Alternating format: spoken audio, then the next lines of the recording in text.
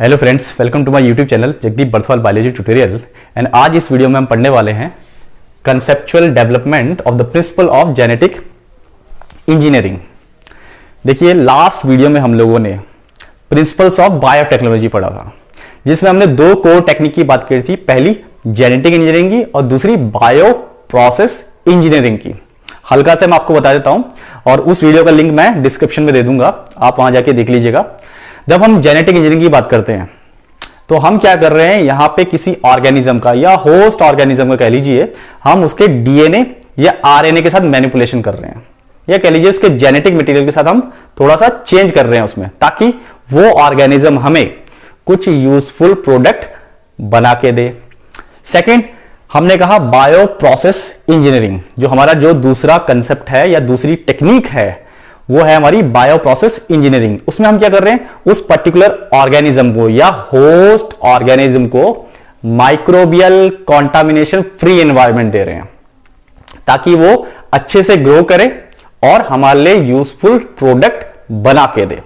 अब जब हम बात करते हैं conceptual development of principles of genetic engineering की, तो सबसे पहले हम लोग कुछ बेसिक बातें कर लेते हैं। अगर हम लोग बात करें एडवांटेजेस की सेक्सुअल रिप्रोडक्शन या एसेक्सुअल रिप्रोडक्शन के, सेक्सुअल रिप्रोडक्शन और एसेक्सुअल रिप्रोडक्शन के अगर एडवांटेजेस की बात हम करें तो हमें क्या देखने को मिलता है। जब हम बात करते हैं सेक्सुअल रिप्रोडक्शन की, तो जो सेक्सुअल रिप्रोडक्शन है वो प्रोवाइड करता है हमें अपॉर्चुनिटीज किसकी, वेरिएशन की, क्योंकि सेक्सुअल रिप्रोडक्शन में दो पेरेंट इन्वॉल्व हैं। अब जब दो पेरेंट इन्वॉल्व हैं तो दो डिफरेंट ऑर्गेनिज्म से गैमीट्स आ रहे हैं। ओके, तो वो गैमीट्स कुछ कैरेक्टर्स लेके आ रहे होंगे, वो गैमीट्स आए, फ्यूज करे, फर्टिलाइजेशन हुआ और उसके बाद जो हमें प्रोजेनी मिली, फर्टिलाइजेशन के बाद जो प्रोजेनी मिली हमें, तो उस प्रोजेनी में हमें काफी सारी वेरिएशन देखने को मिलती है, क्योंकि 50% कैरेक्टर तो एक पेरेंट के आ जाएंगे, 50% एक पेरेंट से आ जाएंगे, तो जो नई प्रोजेनी है उसमें हमें वेरिएशन देखने को मिलती है। पहली चीज तो ये, हालांकि ऑलरेडी हमें ये पता है। साथ ही साथ जब हम बात कर रहे हैं सेक्सुअल रिप्रोडक्शन की, तो formulation of unique combination of genetic setup, ऐसा हमारी एनसीईआरटी में लिखा हुआ है। तो नए नए जेनेटिक सेटअप जो हमें देखने को मिलते हैं उनका फॉर्मुलेशन होता है, क्योंकि सेक्सुअल रिप्रोडक्शन में दो पेरेंट इन्वॉल्व है। ओके, और हमने कहा जब ये नए नए कॉम्बिनेशन मिल रहे हैं हमें जेनेटिक सेटअप के, तो ये पर्टिकुलर ऑर्गेनिज्म के लिए या एक सिंगल ऑर्गेनिज्म के लिए बेनिफिशियल भी हो सकते हैं, या पूरी एक पॉपुलेशन के लिए भी बेनिफिशियल हो सकते हैं। आप अगर गौर करेंगे तो आपकी एनसीईआरटी में जिस तरीके से डिफाइन किया है, मैं कोशिश कर रहा हूं आपको वैसे ही समझाऊं टॉपिक को।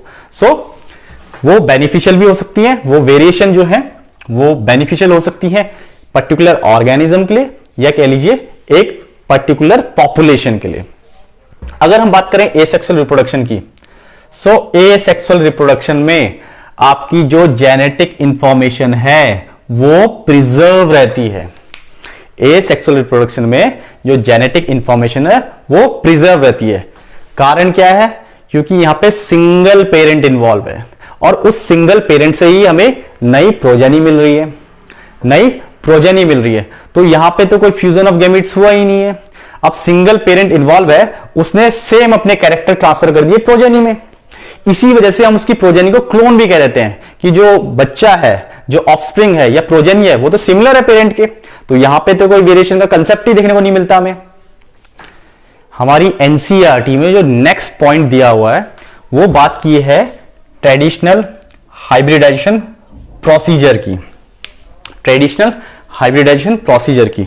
जब हम हाइब्रिडाइजेशन की बात करते हैं, तो सपोज करो, एक एग्जांपल अगर मैं आपको देना चाहूं कि दो प्लांट है, मैं उनके बीच में हाइब्रिडाइजेशन या कह लीजिए क्रॉस करवाना चाहता हूं। और क्यों करवाना चाहता हूं कि सपोज करो प्लांट ए है सपोज करो एक, और एक प्लांट बी है। सेम स्पीसीज की भी हो सकते हैं या डिफरेंट स्पीसीज के हो सकते हैं। जो प्लांट ए है वो कम पानी में अच्छे से ग्रो कर जाता है, और जो प्लांट बी है ये डिजीज फ्री है। मैं चाह रहा हूं कि मुझे एक ऐसा प्लांट मिले जो कम पानी में अच्छे से ग्रो हो और डिजीज फ्री भी हो। तो मैंने क्या किया, इस ए और बी की क्रॉस करा दी। अब मैंने जो ए और बी की क्रॉस कराई, इससे जो मुझे प्रोजेनी मिली, सी मिला, जो सी प्लांट मिलेगा, ये कम पानी में अच्छे से भी ग्रो हो जाएगा, साथ ही साथ ये डिजीज फ्री होगा। तो मेरा काम हो गया। लेकिन होता क्या है, जब हम ट्रेडिशनल हाइब्रिडाइजेशन प्रोसीजर की बात करते हैं तो उसमें क्या होता है, काफी बार इंक्लूजन हो जाता है और मल्टीप्लिकेशन हो जाता है अनडिजायरेबल जीन्स का। किसके साथ?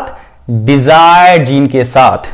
यानी कि जो हमारे डिजायर्ड जीन थे, वो जीन जो उसको कम पानी में भी अच्छे से ग्रो करवा रहे थे, और बी वाले की जब हमने बात की कि आपका डिजीज फ्री उसको बना रहे थे, उन जीन के साथ काफी बार अनडिजायरेबल जीन्स भी प्रोजेनी में चले गए, नेक्स्ट प्लांट में चले गए।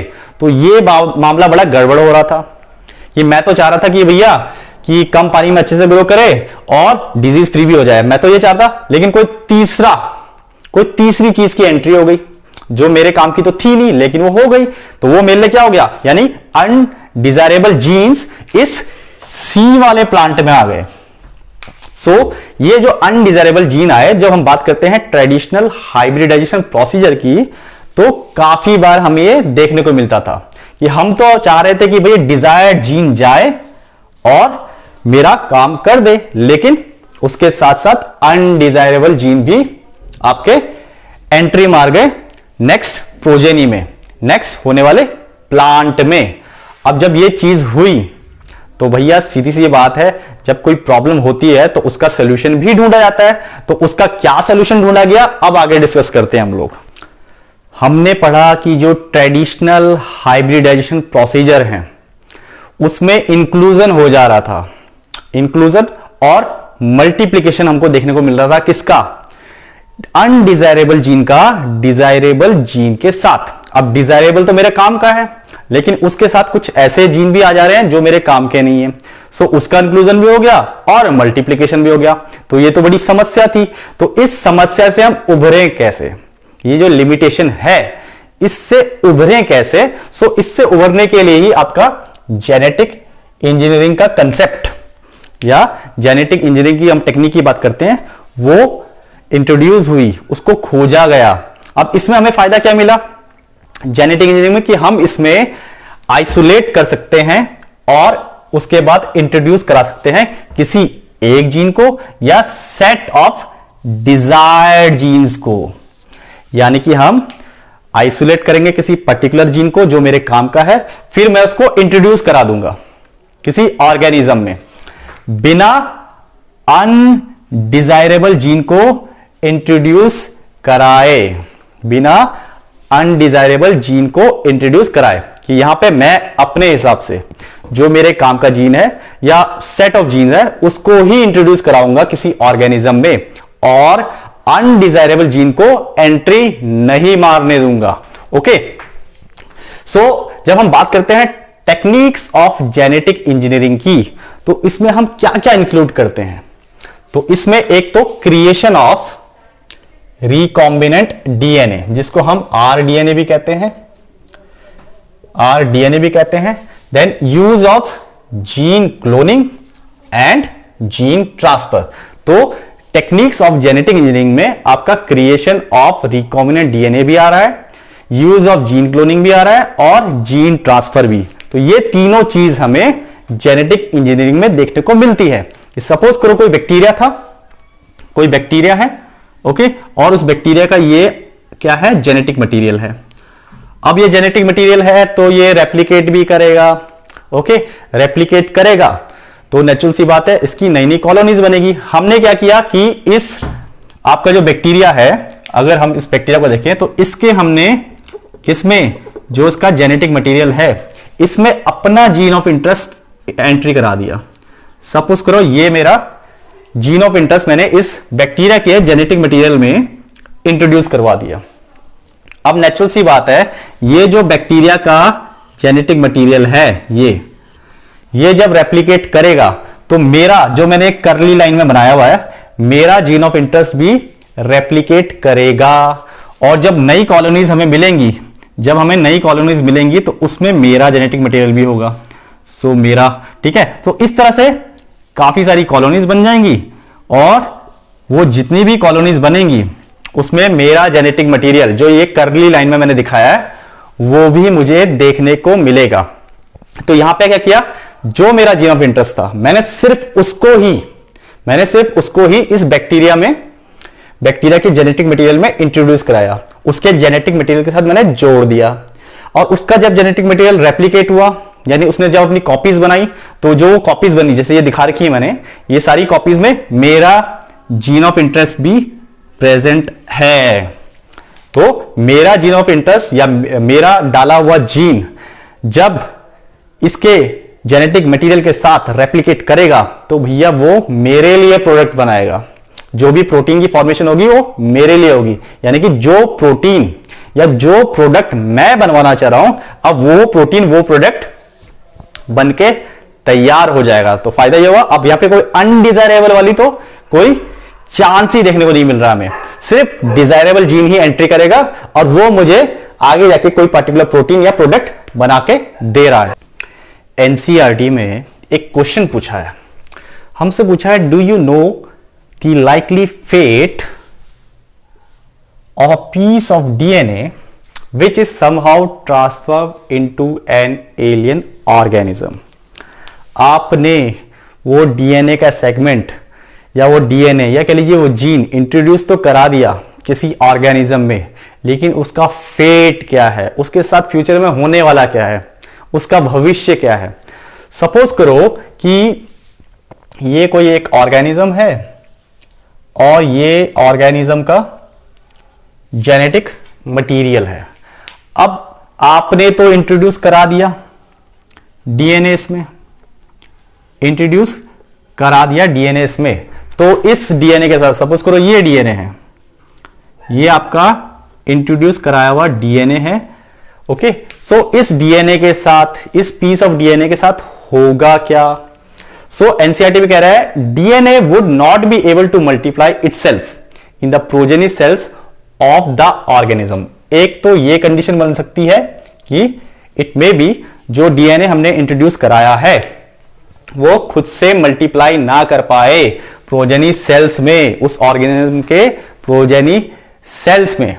लेकिन अगर आपका जो ये डीएनए है, डीएनए का सेगमेंट है, ये इंटीग्रेट हो जाए, ये जुड़ जाए किसके साथ, जीनोम के साथ, जीनोम के साथ। और जीनोम भी किसका, जो रेसिपिएंट है, यानी कि जिस ऑर्गेनिज्म में आपने इसको इंट्रोड्यूस कराया है उसके साथ ये अगर इंटीग्रेट हो जाए, मतलब ये आपका जो होस्ट है या रेसिपिएंट है उसका जेनेटिक मटेरियल है ये वाला, और ये हमारा भेजा हुआ डीएनए सेगमेंट है। तो जब ये इसके साथ जुड़ जाएगा, जब ये इसके साथ जुड़ जाएगा तो ये मल्टीप्लाई भी करेगा, क्योंकि जो होस्ट का जेनेटिक मटेरियल है या होस्ट का जो डीएनए है, ये डीएनए होस्ट का है, तो होस्ट का डीएनए नेचुरल सी बात है ये रेप्लिकेट भी कर रहा होगा। ओके, तो ये जब रेप्लिकेट करेगा और हमारा डीएनए भी इसके साथ जुड़ गया है तो वो भी रेप्लिकेट करेगा। सो रेप्लिकेट भी करेगा और उसमें हमें इनहेरिटेंस भी देखने को मिलेगी, वो इनहेरिट हो जाएगा होस्ट के डीएनए के साथ उसकी नई प्रोजेनी में। तो ये डीएनए आपने इंट्रोड्यूस करा दिया तो उसका मतलब ये नहीं है कि ये मल्टीप्लाई हो ही जाएगा, ये मल्टीप्लाई हो ही जाएगा। ये मल्टीप्लाई कब होगा, जब आप अपने डीएनए को, जो डीएनए का सेगमेंट आपने इंट्रोड्यूस कराया है, वो होस्ट के डीएनए के साथ, ये होस्ट का डीएनए था, मैंने थोड़ा सा काट दिया और इसके साथ मैंने अपना जीन ऑफ इंटरेस्ट जुड़वा दिया। अब जब ये डीएनए, होस्ट का डीएनए रेप्लिकेट करेगा तो मेरा जीन ऑफ इंटरेस्ट भी रेप्लिकेट करेगा। और यहां पे एक चीज हमको ध्यान रखनी है, ये होस्ट का डीएनए है और ये मेरा डीएनए का सेगमेंट है, यानी कि दो डिफरेंट डीएनए हमने आपस में जुड़वा दिए। सो इसको ही हम कहते हैं आरडीएनए, यानी कि रिकॉम्बिनेंट डीएनए।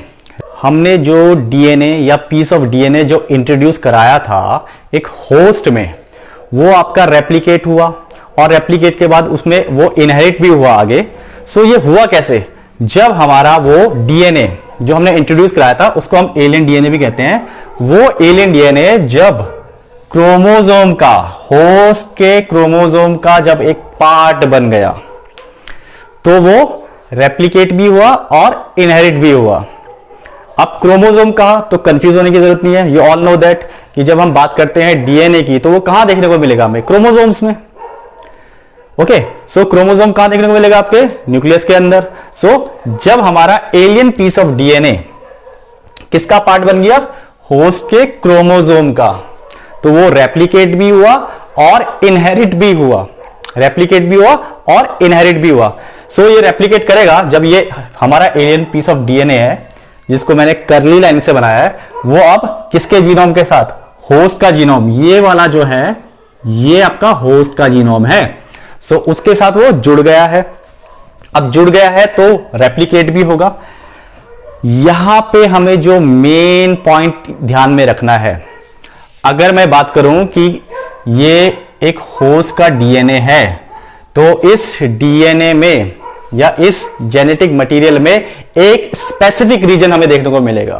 क्या देखने को मिलेगा, एक स्पेसिफिक पॉइंट या स्पेसिफिक रीजन हमें देखने को मिलेगा जहां से आपकी रेप्लिकेशन स्टार्ट होती है। सपोज करो वो पॉइंट ये है, यहां से हमारा रेप्लिकेशन स्टार्ट होता है। तो जहां से रेप्लिकेशन की प्रोसेस स्टार्ट होती है उसे हम कहते हैं origin of replication, origin of replication. तो क्रोमोसोम में हमें कुछ स्पेसिफिक डीएनए सीक्वेंस देखने को मिलते हैं जहां से रेप्लिकेशन स्टार्ट होती है। तो ये हमारा ओरिजिन ऑफ रेप्लिकेशन है जिसको हम ORI कहते हैं। तो ओरिजिन ऑफ रेप्लिकेशन यहां से स्टार्ट होगी। हमारा एलियन पीस ऑफ डीएनए भी जुड़ चुका है, यहां पे हमारा एलियन पीस ऑफ डीएनए या हमारा जीन ऑफ इंटरेस्ट यहां जुड़ चुका है। तो ये जब रेप्लिकेशन स्टार्ट होगी तो नेचुरल सी बात है हमारा भी जो डीएनए है, एलियन पीस ऑफ डीएनए या जीन, वो भी रेप्लिकेट करेगा। और रेप्लिकेट करेगा तो नेचुरल सी बात है काफी सारी आइडेंटिकल कॉपीज बनेंगी, इसकी काफी सारी कॉपीज बनेंगी। तो जिसमें हमारा ये कर्ली वाला हमारा जीन ऑफ इंटरेस्ट या हमारा जो डीएनए का सेगमेंट था वो भी रेप्लिकेट कर जाएगा। और जीन है तो आपको पता है आपका जीन आगे जाके क्या करेगा, किसी ना किसी प्रोटीन को बना रहा होगा या प्रोटीन को बनाने में हमारी हेल्प करेगा। तो हमारा जो एलियन पीस ऑफ डीएनए है उसको क्रोमोसोम का या होस्ट के डीएनए का पार्ट बनना पड़ेगा, उसके साथ जुड़ना पड़ेगा। और जब जुड़ जाएगा तो रेप्लिकेट करेगा और अपनी काफी सारी आइडेंटिकल कॉपीज बनाएगा। क्या बनाएगा, आइडेंटिकल कॉपीज। और जो आइडेंटिकल कॉपीज हमें मिलेंगी उसे हम कहते हैं क्लोन, और प्रोसेस को कहते हैं क्लोनिंग, प्रोसेस को कहते हैं क्लोनिंग। तो ओरिजिन ऑफ रेप्लिकेशन आपने याद रखना है। ओरिजिन ऑफ रेप्लिकेशन वो पॉइंट है जहां से आपका रेप्लिकेशन की प्रोसेस स्टार्ट होती है।